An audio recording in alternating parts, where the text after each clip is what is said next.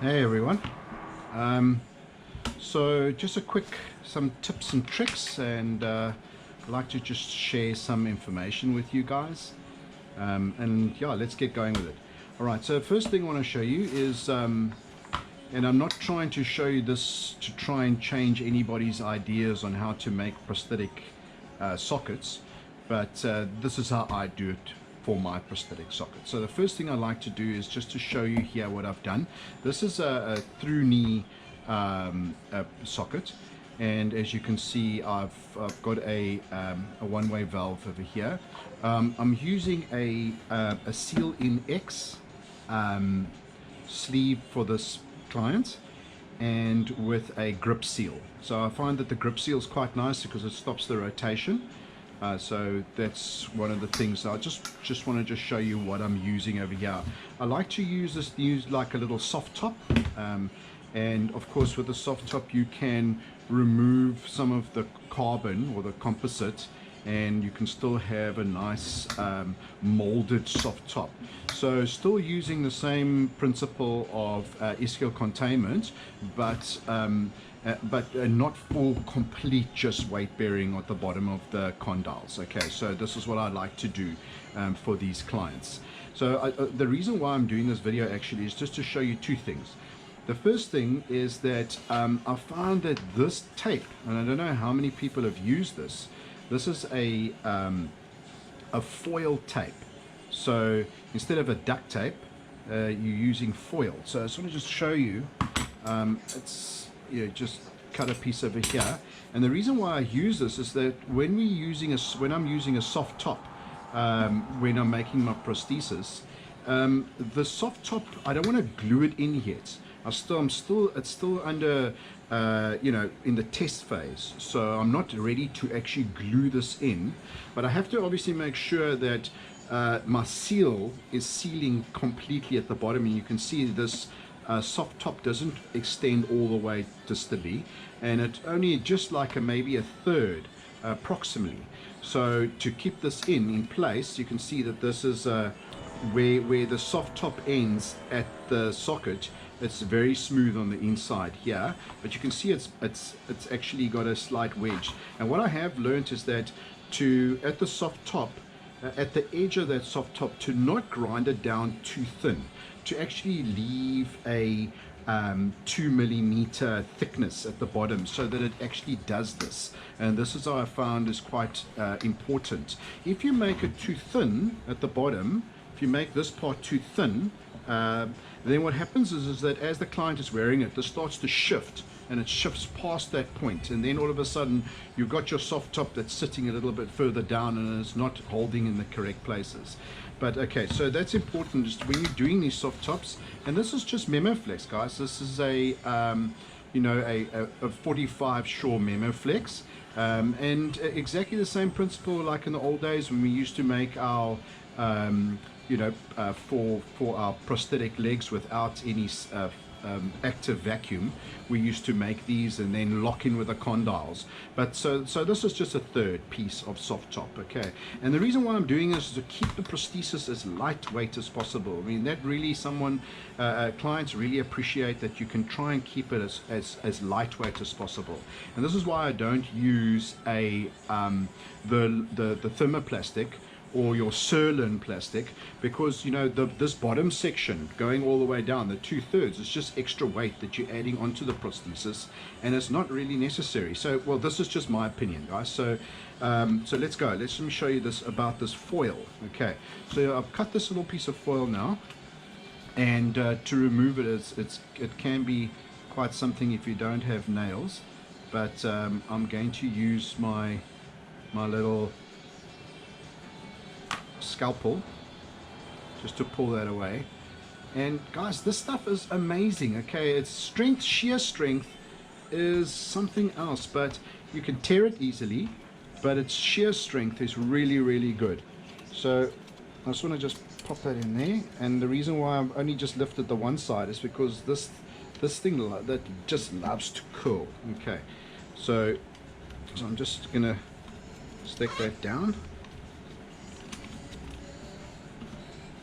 Okay guys, so this also, the nice thing about this is that just look at that smoothness. It is tight up against the prosthetic socket, and so you're not going to have a problem where your client is putting in his sleeve and it pulls on the duct tape and the duct tape starts to roll. Because this is so thin and so smooth, you know, it acts as a great you know, vacuum barrier as well, to create a vacuum in case you've cut something or you've got a hole in your socket. It's great to stop you know, air from coming through. So I'm going to cut another piece. And as you can see, I'm doing it in sections. Overlap is better. I have tried to do it in one go, but it doesn't work out as well. It folds a hell of a lot, and it starts to you know, bend and, you know, only move in the one plane, like this piece over here. So I'm gonna just stick that down there. Let's get that on that edge. Okay, I'm ready to go through. I'm going to pull my adhesive tape away, and then just get that in nicely. Alright, so there we go. So we got it nicely sealed. I haven't glued it, but it's created a nice seal there. So if, you know, if let's say he's sealed, the seal itself is not further down enough, or it has to come up higher, that's not a problem, because it's going to seal on this tape. So this tape, guys, I want to just tell you, this foil tape is amazing, okay, but it's not very strong in this way, but it is very strong in this way. So just keep that in mind, because it can tear quite easily that way. And so but this foil tape, guys, just go get yourself the foil tape. All right, now the second thing is with the vacuum, okay, or with this little one-way valve, or the expulsion valve from Osso. Now these are great expulsion valves. They're small, they're easy to clean, but I'm going to just show you a little trick that I've learned. Okay, so I'm just going to just remove this and just show you guys. So I got the little key to remove that.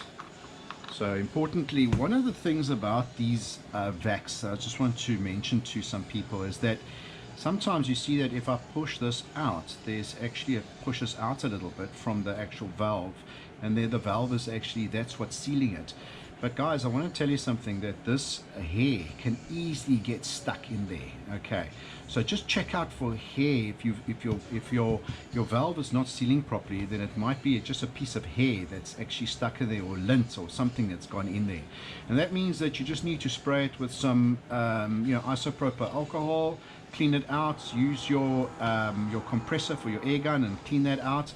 And then I normally just spray a you know, a silicone spray. This is the one that I like to use, silicone spray, and it's yeah, it's great. So use silicone spray.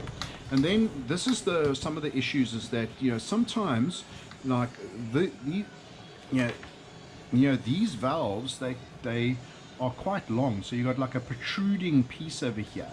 This is so one of the tricks that I've learned is that instead of, before you cut and start putting it in, because, you know, you're still in this test phase, is that you can just put like an extension piece in. So what I've done is I've just made two little pieces of memo flex over here, and then, you know, you're able to put that on as a spacer, so that you still got that length of your you know, the bolt component of it, so that you can engage it and it can lock in and you don't have to cut it. So that's one trick that I wanted to show you guys. And then another trick is this now what I'm going to do is I'll just remove this, because I'll just show you, you know, a lot of times, like, your valve is leaking, or you have to remove the valve for whatever reason. And I'm just going to quickly show you on how to have it so that your valve can be removed, put on, back on again, and multiple times without worrying about losing the seal. Okay, so you can see I've already ground this one. What I do though is I cut it with an hacksaw, and then I make it that it's got like a round end, and I then polish it off nicely so that it doesn't cause any damage to my silicone seal, or my silicone suspension liner. So I just want to show over here. The first thing I wanted to show you is that, okay, so I'm just going to get that out here.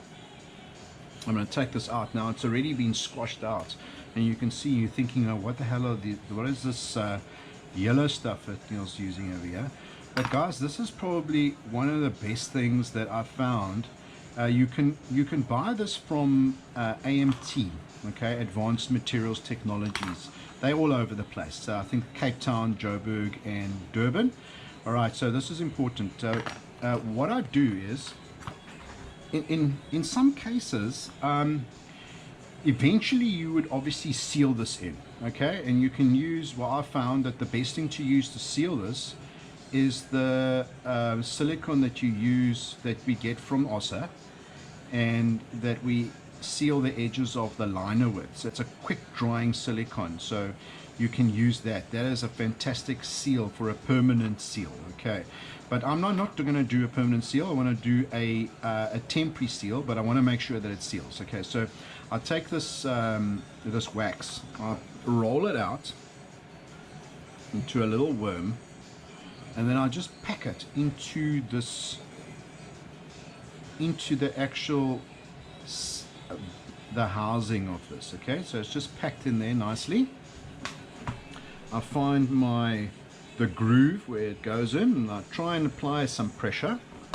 Okay, now, and then I've already pre-cut this, and guys, so this is quite important, that when you put these seals in, don't start turning immediately, because this is obviously, this is metal and the other part is plastic, and it can easily cut a new thread, and then you've got a big problem on your hands. So my suggestion is you turn it the other way. So I know that it's counterintuitive to turn it the other way, so you're turning it anti-clockwise until it locks into the groove. You'll feel it lock into the groove, and then you start turning it then clockwise. Okay, so I've got that in. I just do it by hand first, and then I'm going to then tighten it with my Allen key, with my 5mm Allen key.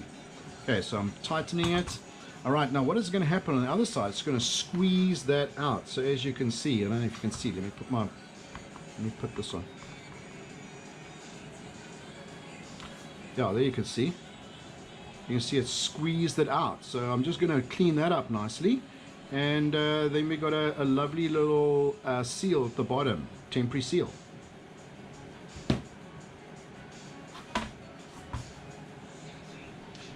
All right, so guys, yeah, I hope that helps. It's a little bit of a quick tip on what I use anyways. It's not everybody's cup of tea, but if there's anything I can do to promote or help the industry or make it easier for people to make these prosthetics, that's what I'm all about. Cheers. Okay guys, so I just want to show you here. This is a lucky little thing that I also made on my 3D printer. It's a little grabber, but the nice thing about this grabber is that you can actually make this, the whole thing is 3D printed, and you just add it together, and obviously you can put more extensions in to make it longer, as long as you like, or as short as you like, but I prefer this length. This is good for me in my lab. But I wanted to show you the reason why I got this. Okay, this is not just for laziness, okay, maybe a little bit, but you know what, hey, what really pisses me off is that when I drop something on the floor in my lab, and it's somewhere where I just can't reach it. So let me just show you guys here. This is often what happens. I'm sitting on my chair, and I drop something on the ground. Okay, now I have to basically, I've also got a prosthetic leg, so it makes it even harder, but I just want to show you guys, just to make this very simple. You're underneath the table, you've got your little grabber, you're grabbing your little goodie out there. That is fantastic little grabber. So guys, yeah, if anybody's interested in one of these little grabbers, you just let me know, and yeah, we'll print a little grabber for you. I can give you a quotation if you need to. But yeah, it's just on my bamboo printer, and it comes with like different little power jaw claws as well, which is quite nice. But I find that this is the nicest one. I have tried the other three, but I find that this is probably the nicest one. So when this starts getting a little bit weaker, then I just replace the elastic inside there, and I just use normal elastic just to get a little you know, this opposition. So when you tighten it with your hand, and it's really nice. I mean, you just got a little gun handle over here, and it's very precise. You know, you can pick up the smallest of items, little locks, little bolts, and little screws and pins and all kinds of things. Anyways, yeah, so just that.